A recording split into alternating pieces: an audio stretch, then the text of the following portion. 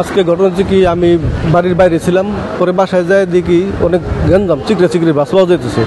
পরে আগায় গেছি, যাই দেখি খুকরের বাপেরে একটা লোকে বাইরে লাগছে, বাইরে একবার আহত করে ফেলাইছে।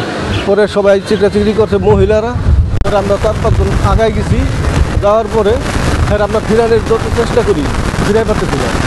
পরে ওই এলাকার লোকজন লাগছে সবাই, আহার পরে সবাই দৌড়াদৌড়ি করে এই পাগলদের সারাইছে। অক্সফোর্ডের গেট ভাঙ্গে ওখান থেকে আমি যাইতেছি, বাসায় চিল্লাচিল্লি মহিলাদের, চিল্লাচিল্লির পরে আমি দূর বেড়ে গেছি। আমি দূর বেড়ে যাওয়ার পরে কে আই গেবি না, আবুল তাবুল বাড়ি মাথায় স্পট হয়েছে, আমিও বাড়ি খাইছি।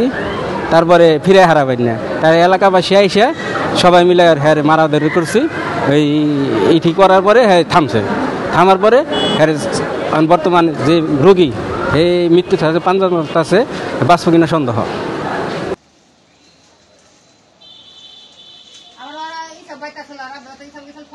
আরে হঠাৎ করে এই পাগলটা এই বাসার ভিতরে যায়, গেট ঠেট ভাঙ্গে, হ্যারে এই মুরব্বিটারে প্রায় 70-এর উপরে বয়স, যে কোনো মনে করেন যে কাঠ দিয়ে বাইরে হ্যার মাথার উপরে 100-এর উপরে শিলি। এখন মৃত্যুর সাথে পাঞ্জা লড়তেছে। আরে ঢাকাতে আমাদের জয়পুর হসপিটাল থেকে বলতেছে যে এই মুহূর্তে তারা ঢাকা নিয়ে যান। এখন সে একদম বমি করতেছে, মানে মাথায় খাড়া করা পারতেছে না। এখন এই লোকটা বাঁচবো কিনা মরবে এটা আল্লাহ জানে। এখন এই পাগলটা যে কোত্থেকে এই মানুষটার এইভাবে বাইরে এলো, আর এটা মনে করেন এলাকার মানুষ যদি না ফিরাইতো তাহলে এই লোকটা তো স্পটই মারা যাইতো। এখন এর নিয়ে খুব আশঙ্কাজনকভাবে অবস্থায়, এখন খুব খারাপ পরিস্থিতিতে এই হসপিটালের মধ্যে এখন ভর্তি। এখন ডাক্তার বলতেছে যে ইমার্জেন্সি হারে ঢাকা নিয়ে যান, মানে এই হলো তার পরিস্থিতি।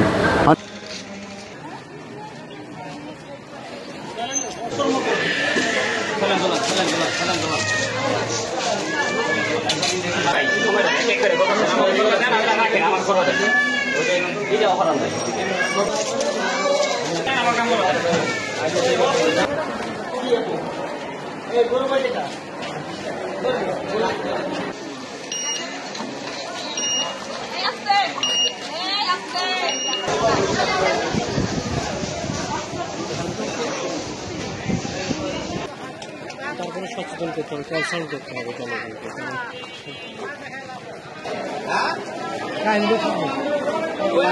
পাগল ঠেকাতে